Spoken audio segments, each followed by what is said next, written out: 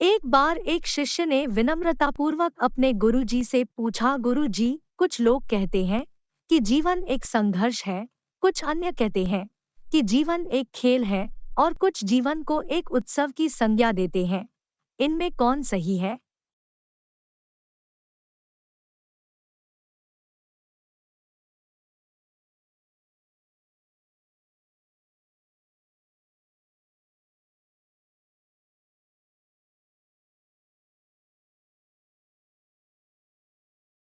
गुरुजी ने तत्काल बड़े ही धैर्यपूर्वक उत्तर दिया, पुत्र, जिन्हें गुरु नहीं मिला उनके लिए जीवन एक संघर्ष है। जिन्हें गुरु मिल गया उनका जीवन एक खेल है। और जो लोग गुरु द्वारा बताए गए मार्ग पर चलने लगते हैं, मात्र वे ही जीवन को एक उत्सव का नाम देने का साहस जुटा पाते हैं। यह उत्तर सुनने के बाद भी शिष्य पूरी तरह से संतुष्ट न था। गुरु जी को इसका आभास हो गया। वे कहने लगे, लो, तुम्हें इसी संदर्भ में एक कहानी सुनाता हूँ। ध्यान से सुनोगे तो स्वयं ही अपने प्रश्न का उत्तर पा सकोगे।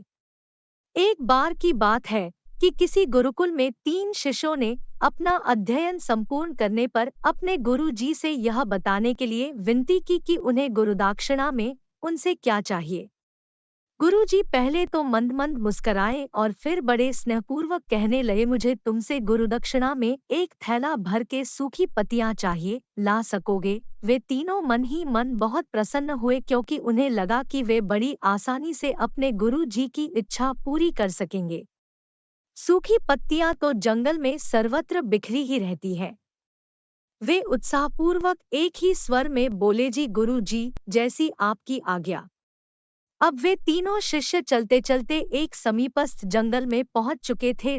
लेकिन यह देखकर कि वहां पर तो सूखी पत्तियां केवल एक मुट्ठी भर ही थी, उनके आश्चर्य का ठिकाना न रहा। वे सोच में पड़ गए कि आखिर जंगल से कौन सूखी पत्तियां उठा कर ले गया होगा। वे उसके पास पहुंचकर उससे विनम्रतापूर्वक याचना करने लगे कि वह उन्हें केवल एक थैला भर सूखी पत्तियां दे दे। अब उस किसान ने उनसे क्षमायाचना करते हुए उन्हें यह बताया कि वह उनकी मदद नहीं कर सकता, क्योंकि उसने सूखी पत्तियों का ईंधन के रूप में पहले ही उपयोग कर लिया था। अब वे तीनों पास में ही बसे एक गांव की ओर इस आशा से बढ़ने लगे थे कि हो सकता है वहां उस गांव में उनकी कोई सहायता कर सके। वहां पहुंचकर उन्होंने जब एक व्यापारी को देखा तो बड़ी उम्मीद से उससे एक थैला भर सूखी पत्तियां देने के लिए प्रार्थना करने लगे, लेकिन उन्हें फिर से एक बार निराशा ही हाथ आई, क्योंकि उस व्यापारी ने तो पहले ही कुछ पैसे कमाने के लिए सूखी पत्तियों के दोने बनाकर बेच दिए थे। लेकिन उस व्यापारी ने उदारता दिखाते हुए उन्हें एक बूढ़ी माँ का पता बताया जो सूखी पत्तियां एकत्रित किया करती थी। पर भाग्य ने यहाँ पर भी उनका साथ नहीं दिया, क्योंकि वह बूढ़ी माँ तो उन पत्तियों को अलग-अलग करके कई प्रकार की औषधियाँ बनाया करती थी। अब निराश होकर वे तीनों खाली हाथ ही गुरुकुल लौट गए। गुरु जी ने उन्हें देखते ही स्नेहपूर्वक पूछा, पुत्रों, ले आए गुरुदक्षिणा? तीनों ने सर झुका लिया। गुरु जी द्वारा दोबारा पूछे जाने पर उनमें से एक शिष्य कहने लगा, गुरुदेव, हम आपकी इच्छा पूरी नहीं कर पाए।